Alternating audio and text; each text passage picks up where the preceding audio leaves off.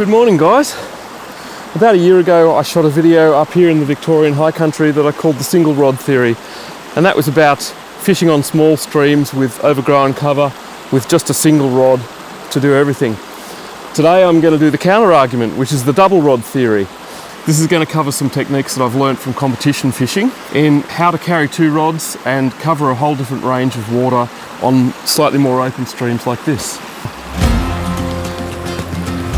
Alright, so I'm down here at the riverbank. I'm going to start with the nymphing rod now in this little run behind us here. So I've got my dry fly rod here and I've got a couple of hair bands tied around the bottom and the top, and my dry fly is stuck just up in the top of the rod there. What I'm going to do, I'm going to fish off my right shoulder here. So with my dry fly rod, I'm going to put it down the front of my waders and I'm going to have it tilted off to the left hand side so that it's away from my casting side. This is really critical when you're fishing with two rods. If you've got one stuck down your waders, you've got to make sure that it's pointed away from the arm that you're fishing off.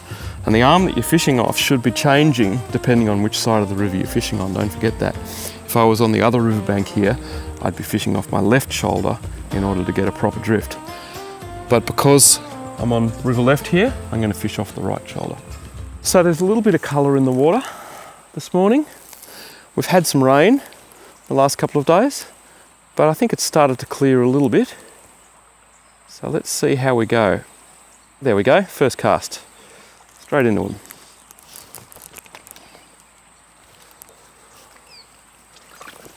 Oh, dropped him. Let's make another cast. It makes sense that with a little bit of colour in the water here that the fish are sitting back a little bit in the run. Just makes it a little bit easier for them to find food. So generally if I'm fishing coloured water or after rain, I'll usually start a little bit further back in the pool and I'll try one up the inside seam.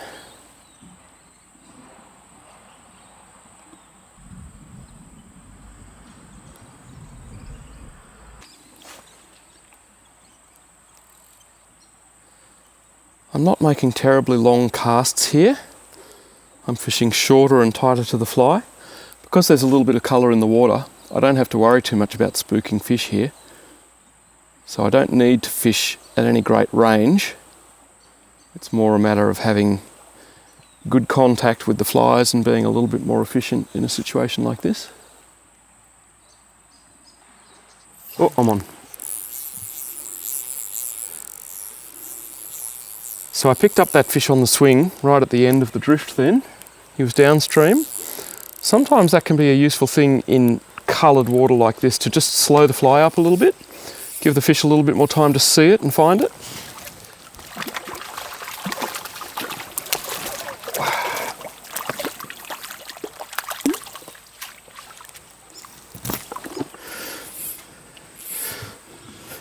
Now, I've got a little rod holder here on the side of my belt that I don't use to carry my spare rod.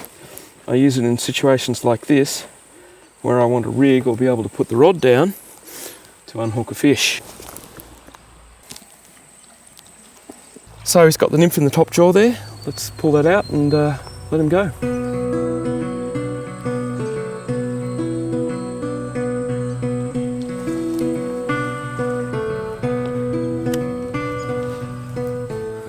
Okay, now I've come about as far forward as I can here on this little lump of sand, and there's a big hole in front of me here.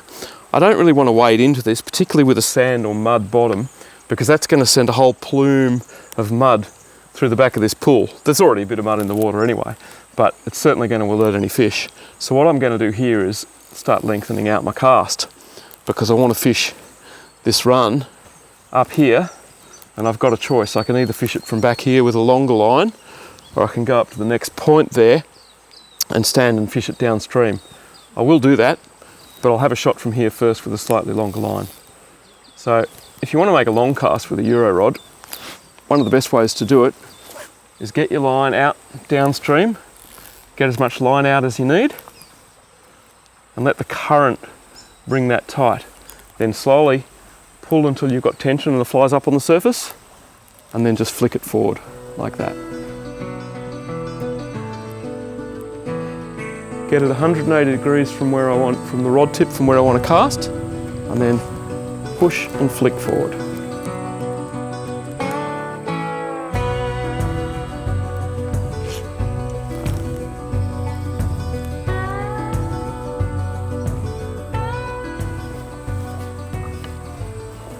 I'm going to try to keep a little bit low here and keep my shadow off the water, because I've got the sun right behind me in this spot.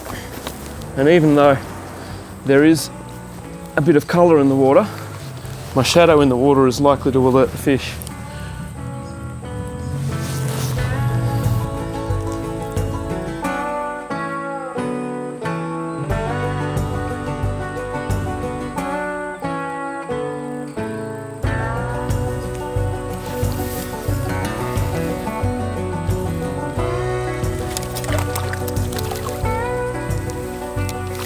There he is, little rainbow.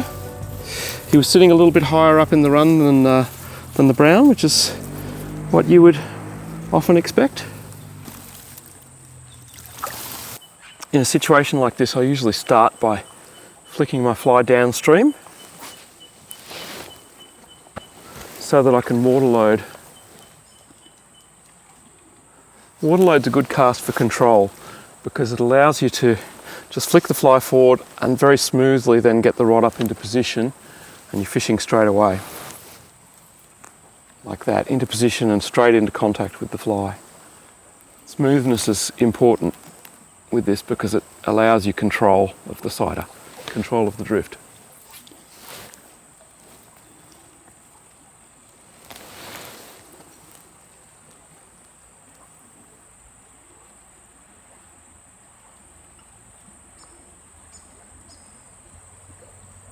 I've just stepped out from the edge a little bit now so that I can target the seams that are further out here. If I tried to fish them from the bank where I was perched before, I wouldn't be able to get the right drift because my rod tip wouldn't be far enough out and the flies would be tracking across the current back towards me. So it's important to get into position properly so that you can fish with a proper downstream drift of the fly without dragging it across the current. I think I might have missed a take just then.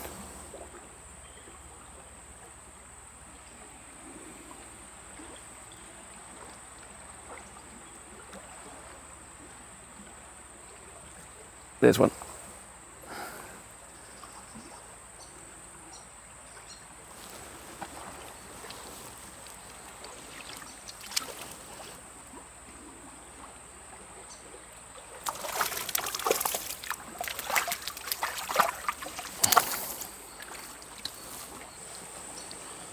There he is. Lovely little guy.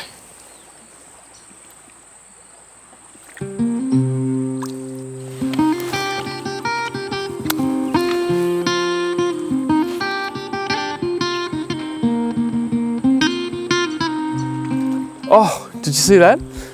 A fish just rose to a caddis up in that run. It might be a good time now perhaps to switch over to a dry fly and see if we can catch him. Why don't we give that a go? So what I'm going to do, I'll wind up my fly. I'm not going to put the fly right down in the hook keeper down the bottom here because that'll get stuck into me when I stick it in the waders. So I'll hook it up on one of the higher runners up here and pull that up tight. I'm going to pull my dry fly rod out and stick my nymphing rod back in. Now, I'll unhook my hair clips here, hair bands.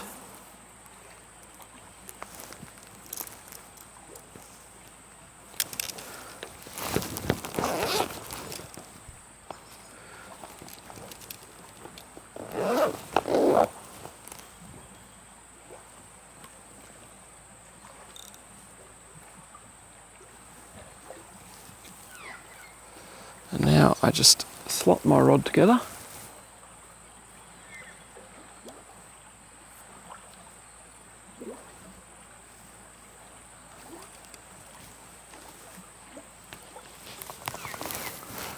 Make sure my dry fly is through the tip and clear.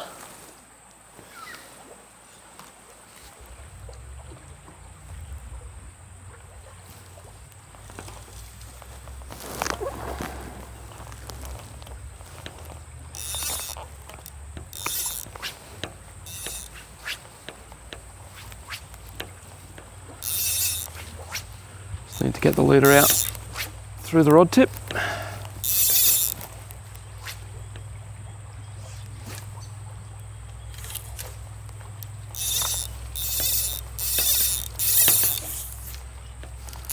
Okay, let's make a cast up where we saw that fish rise. That might have been just a little bit long.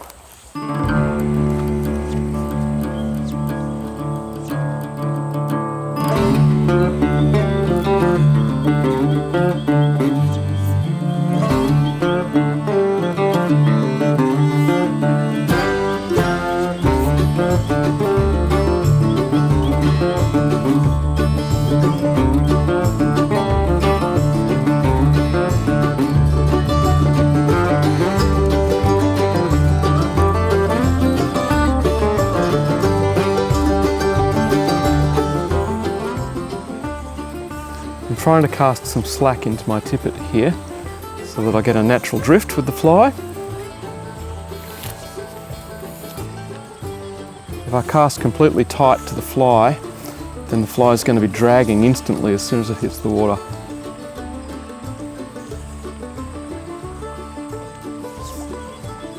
Especially when you're casting across currents, you have to create some slack for the fly in order to get a natural drift. If you don't do that, you're never going to get the eat. Okay, so I've put a few casts over that rising fish with this mayfly pattern. It might be time to try a change of fly. He was rising to a caddis, so I'll put a big caddis on and see what happens. This belt rod holder is fantastic for this because it allows me to just stay in the river, have my rod held securely and have both hands free to change flies.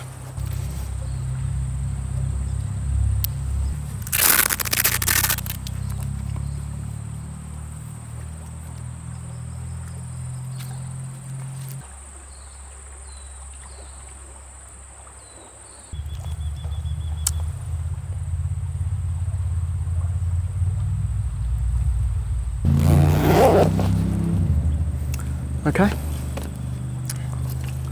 let's have a throw with the caddis.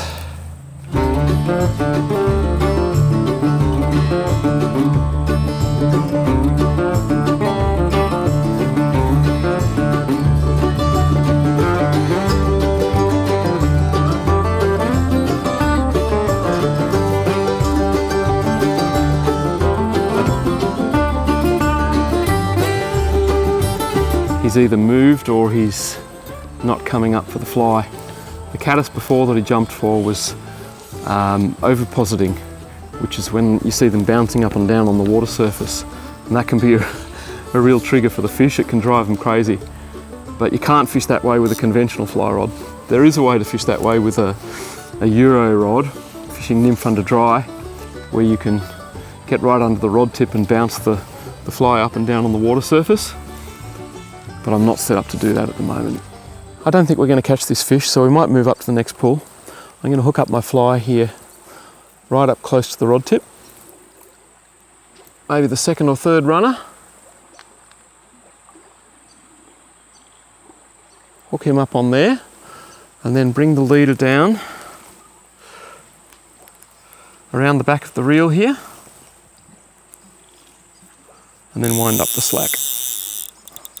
That way, when I get to the next pool, I've already got a little bit of fly line out of the rod tip, and it's going to be easier for me to get organised.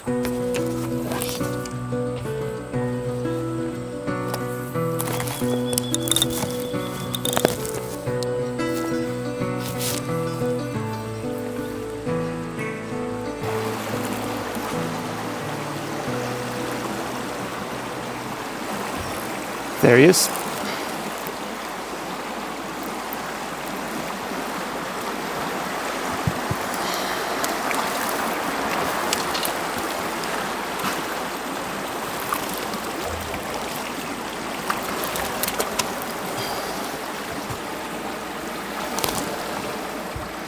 flies out. Let's get him back in the water.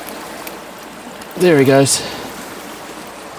There's a nice little pocket of soft water on the inside here that I was expecting a fish would be sitting in, because there's slack water and a bit of an eddy right in the middle here, and on the outside the water's flowing quite hard and fast, but there's a lovely soft edge just along there with some depth. Water speed's not too fast. Perfect spot for a trout to be sitting and feeding in this coloured water. There might be more in there. Let's see if we can pick up another one.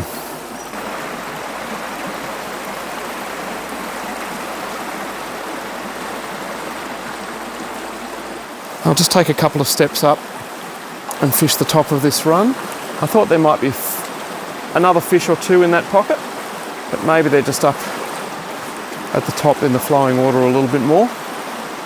Or perhaps most of the fish are sitting back deeper in the pool. Oh, there he is. Oh, I dropped him. Yeah, he was up on that inside edge. Okay, so we've just finished up here. I'm going to move up to the next little bit of water. I don't really need to cross over here, but for argument's sake, I want to show you what you do when you fish from river right as opposed to river left.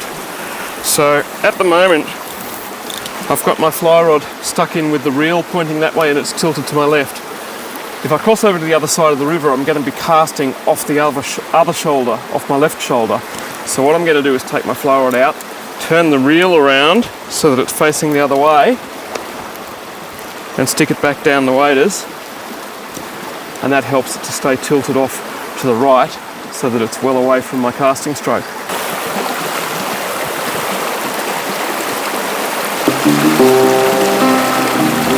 There's some slippery little boulders in here. Just got to take a little bit of care crossing.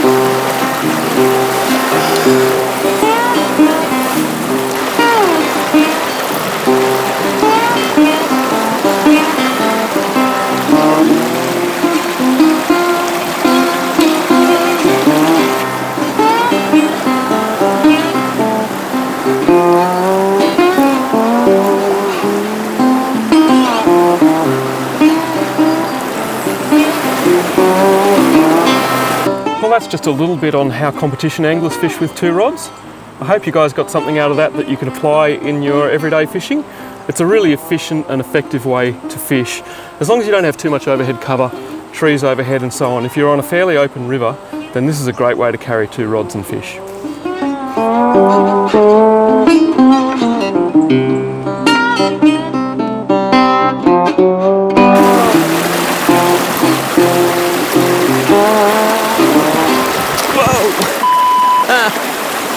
You want that again?